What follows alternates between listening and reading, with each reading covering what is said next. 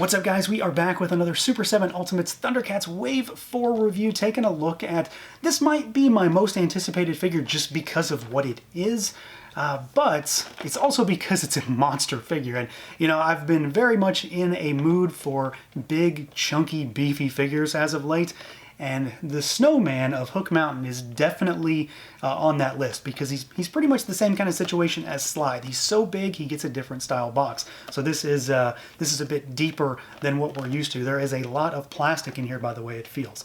Now, of course, being an Ultimates figure, it still gets that standard treatment. So you got like the trapezoidal package with the slipcover, foil embossed ThunderCats logo on the front, and then the ThunderCats logo on the back.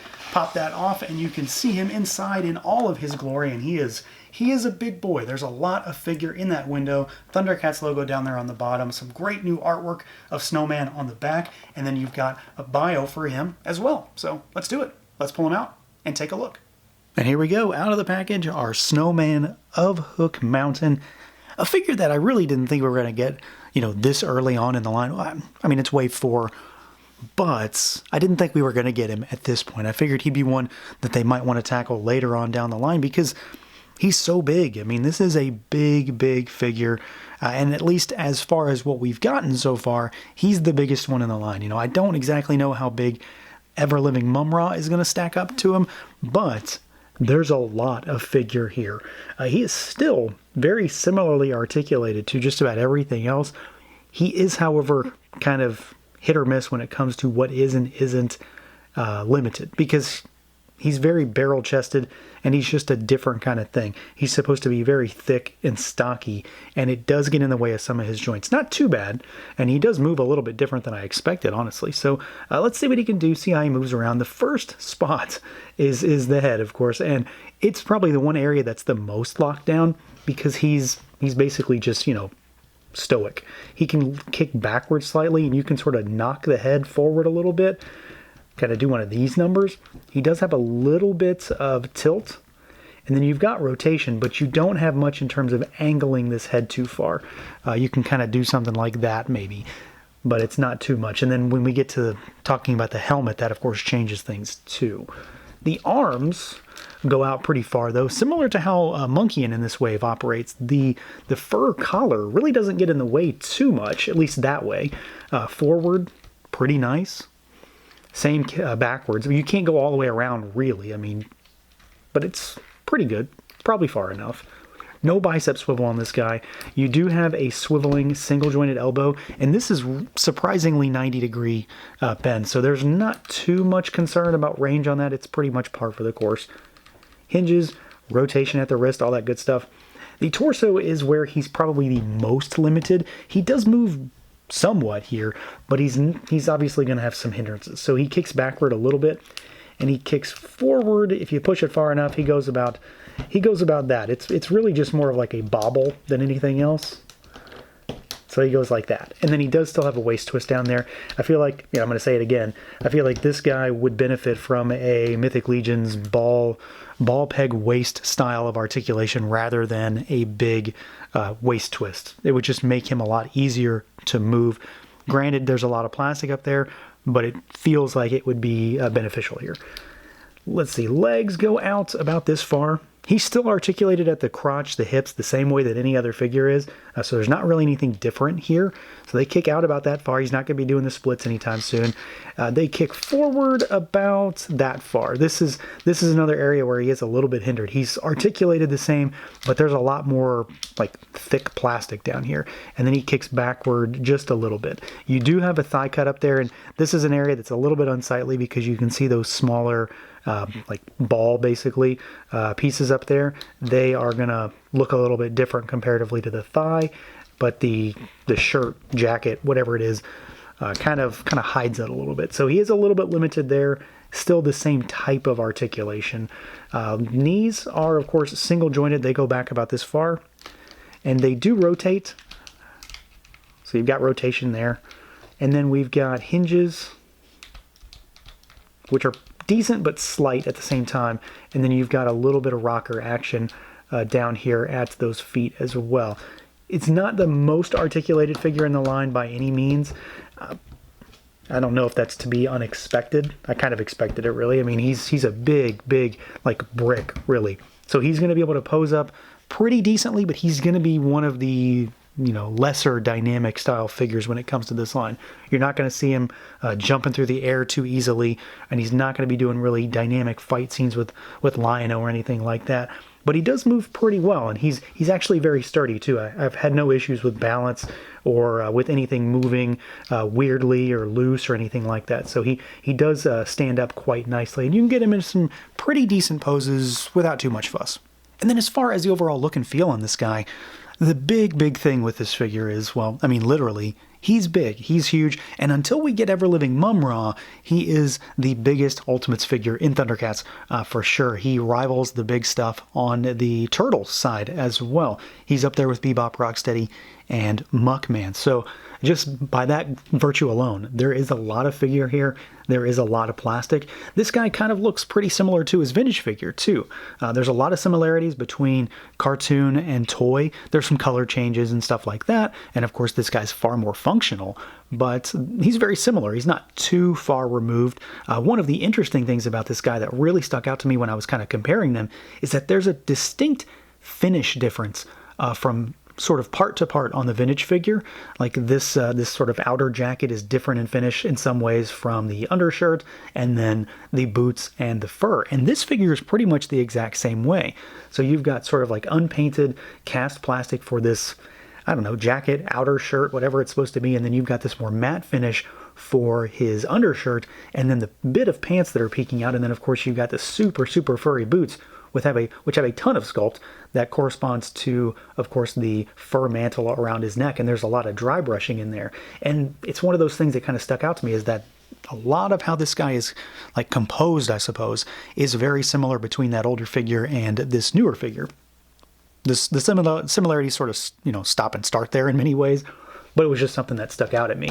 He does, however, look pretty fantastic. I'm very happy with the way this guy turned out. There is a decent amount of paint on him, and of course, like I said, there is a distinct finish difference.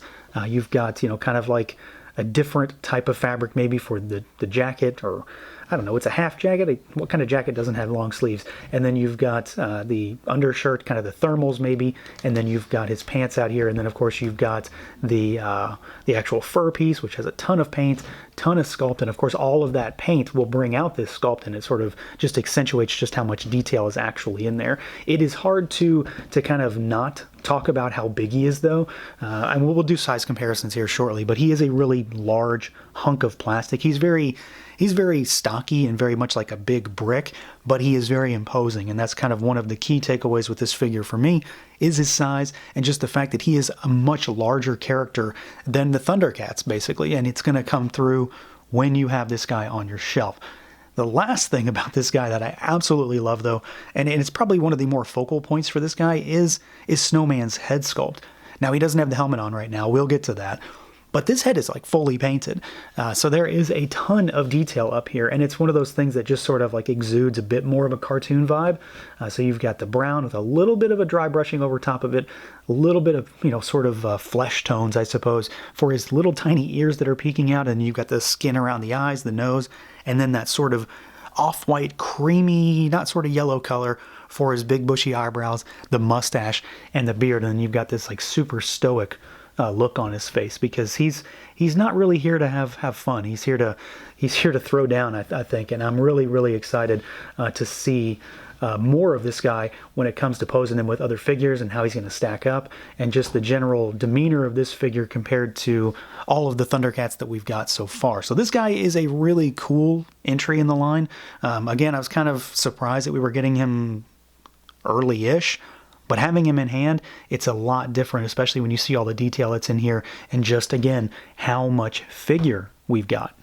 And then as far as our size comparisons go, we're going to talk big figures first. So we've got Bebop from Turtles Ultimates and Slythe from ThunderCats Ultimates flanking the SNOWMAN here, and you can see that he very much puts Slithe in his place in terms of height. They're pretty comparable in terms of bulk in many ways, but then you've got Bebop next to him, and you can just see that they're basically the same size. So Bebop is by any standard a very large figure in many respects, and SNOWMAN is very much the same. If anything, he's a little bit bigger because he doesn't cinch in toward the waist. He's very much like a barrel-chested kind of figure, so he's a lot thicker all the way around. He's got bigger legs too. So in many respects, I'd say SNOWMAN might edge him out just a little bit, not too much, but there is a ton of figure here.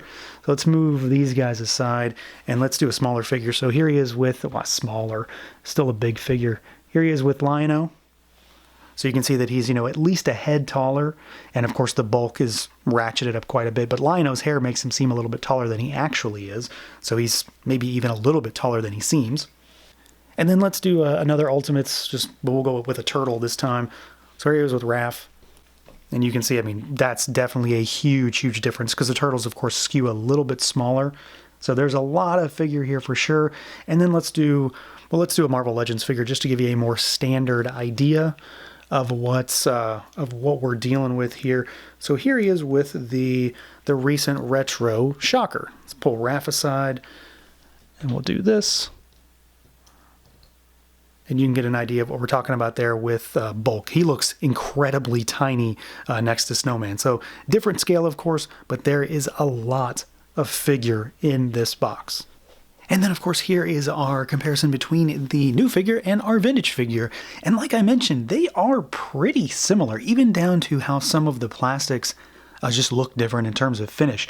It's not quite as evident on our vintage LJN, but these two are quite similar. There are, of course, a few color differences in terms of like the light blue on the fur being gray here, but they're very similar in terms of overall like build and just what they're trying to represent. So, not a whole lot to compare to in terms of functionality, size, overall sculpt detail, but there is a lot of similarities, kind of like with Monkey in this same instance between these two. So there's our Super 7, there's our vintage LJN. And then as far as accessories goes, SNOWMAN has pretty much everything. He doesn't have SNOWMeow, but he has pretty much everything that he truly needs. Maybe we'll get a SNOWMeow. We've got some extra hands to start with. So we've got relaxed hands on him in the box. You get a set of gripping hands. You might need to heat these up. I have, just to get the shield in. And then we get a set of fists, which I couldn't be happier about because I want to see fists with like all of my figures. So it's nice to get them here as well. We get his signature helmet, which just looks tremendous. It really adds a little bit more oomph and presence to this figure. Tremendous, tremendous lustrous silver paint up there with that gunmetal black as well, gunmetal gray, which is also metallic, and then you've got that black inlay on the inside. So he looks pretty imposing. It doesn't really get in the way of articulation. Like, you can still move his head to the side a little bit, like it's sitting on there just fine. It doesn't allow for much up or down, but granted, his head doesn't allow for much up or down anyway. So you've pretty much just cinch it on his head and it's going to go where it's going to go like the rest of him. Now we also get some weaponry, and this is the stuff that I'm truly excited about because I like what they did to make this stuff. So we get his shield, which is done up in like a big, ice hunk. It's like a big chunk of ice, basically. Frosty, translucent, clear plastic. There's a ton of detail all over, a lot of pitting, and then it's kind of like a just fractured and craggy shape. So of course it's really jagged. There's no symmetry to it whatsoever. So it's very, natural in terms of him just having a big hunk of ice for his shield, which I think is really cool. We get his spear. So this is another ice weapon. You've got sort of like a bumpy shaft here. It's not like smooth, but it's also not as textured as everything else, which makes sense for something he's going to grip. And then you've got this very textured and weathered spear tip here, which looks really good. It's also taller than the figure, so there's some size to it. And then the last thing we get is his lance. So this thing is even bigger, and it, of course, it's a traditional lance shape, but it's smoother than everything else. Just to, like he has polished it basically. So you've got a handle here, and then these two things go into the hands just fine. No need to heat them up for these. And then you've got his lance. Of course, this makes me think that maybe down the road we'll get a SNOWMeow so he can be mounted on him and do some jousting or something like that. So I do think this is really cool. I really like the idea of these, like the application of this frosty translucent plastic. Absolutely does it for me. You always get me with translucent stuff, but this is kind of a little different because it's very themed to his icy demeanor. So he does have a decent amount of stuff here. Pretty much, again, everything that I think SNOWMAN needs, save for a giant So yeah, overall, this is a very solid figure for a number of reasons. I mean, there's a lot of things to like about this guy just because he's really big and he's imposing and he's going to tower over, well, everything we've got so far, right? Everything until we get Ever-Living Mum-Ra. He is going to be the big boy on the ThunderCat shelf, but he looks great too. He's very much in line with the cartoon. He's also very much in line in many ways with that vintage figure. So if you're a big fan of Snowman, this guy is right up your alley. He also comes with a solid array of accessories in many ways. I'm glad we got to see some fists on this guy. I'm glad we got to see that helmet because it adds a little bit more just sort of oomph and imposing demeanor to him when he's got that menacing helmet on rather than being just this sort of gentle snow giant. And then of course, we've got a solid array of really cool frosty translucent plastic weaponry to mimic his ice theme. So the spear, the lance, and that shield in particular, which absolutely is kind of like icing on the cake for me. I love the way they did that. So that's going to do it for this look at the Super 7 Ultimates ThunderCats Snowman. Let me know what you guys think. Feel free to like, comment, subscribe, and share, and until next time.